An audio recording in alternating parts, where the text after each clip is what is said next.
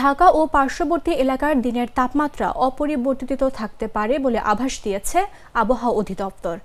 শনিবার সকাল 7টা থেকে পরবর্তী 6 ঘন্টার জন্য দেওয়া পূর্বাভাসে এ তথ্য জানানো হয়।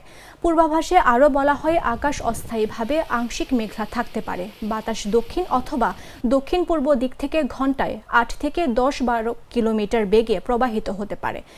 সকাল 6টায় তাপমাত্রা 28.5 ডিগ্রি সেলসিয়াস এবং বাতাসে আর্দ্রতার পরিমাণ 88% ছিল।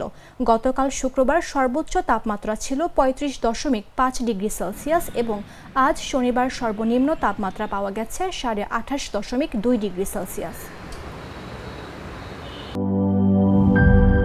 গুড লাক পেনের সফট অয়েল বেসড ইঙ্ক দেয় নিখুঁত লেখার আত্মবিশ্বাস।